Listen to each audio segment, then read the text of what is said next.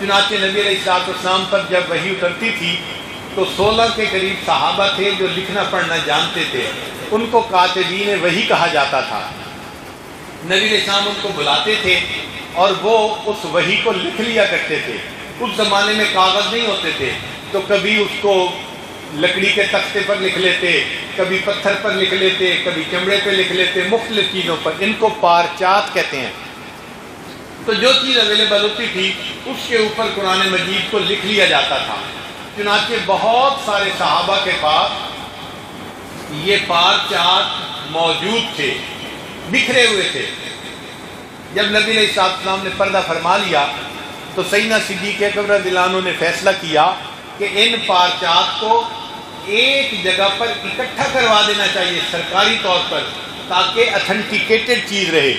چنانچہ انہوں نے ایک کمیٹی بنائی جس میں زید رضی اللہ عنہ امیر تھے، کچھ اور حافظ سارے کے سارے حافظ تھے، اور ان کو کہا کہ یہ جو پارچات ہیں نا جن پہ قرآن پاک لکھا ہوا ہے، آپ ان کو اکٹھا کریں۔ چنانچہ انہوں نے سب کو اکٹھا کیا، اور سیدہ حفصہ رضی اللہ تعالیٰ عنہ جو حافظہ بھی تھیں اور ام المومنین بھی تھیں، ان کے گھر میں ان تمام چیزوں کو اکٹھا کر دیا گیا۔ اس لیے صدیق اکبر جامع القرآن کہلائے۔ قرآن مجید کو جمع کرنے کا صحرا ان کے سر پر سجا، وہ قرآن مجید کے جامع بن گئے، ایک جگہ پر قرآن مجید اکٹھا ہو گیا۔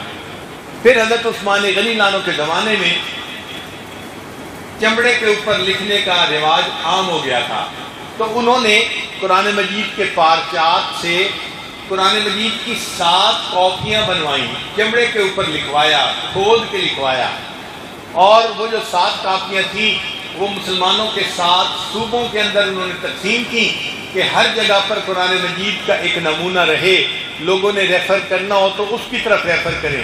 عثمان غنی لانو ناشر القرآن کہلائے، انہوں نے قرآن مجید کو نشر کر دیا، دنیا میں پھیلا دیا۔ پھر اس کے بعد یہ قرآن مجید امت کی بیٹیوں نے محفوظ کرنا شروع کر دیا، کاغذ نکل آیا، لکھنا شروع کر دیا۔ چنانچہ پہلے زمانوں میں جو بیٹیاں تھیں وہ قرآن مجید اپنا خود لکھا کرتی تھیں۔ ہر لڑکی کی یہ ذمہ داری تھی، وہ روزانہ صبح اٹھ کے اپنے گھر کے کام سے بیٹھی تھی، پھر وضو کر کے قرآن پاک کا 1 صفحہ یا 2 صفحے خوبصورتی کے ساتھ لکھتی تھی۔ جب قرآن مجید مکمل ہو جاتا تھا تو ماں باپ اس کی سنہری جلد بنوا دیتے تھے۔ جب اس بچی کی شادی ہوتی تھی تو جہیز میں اس کو قرآن پاک دیا جاتا تھا۔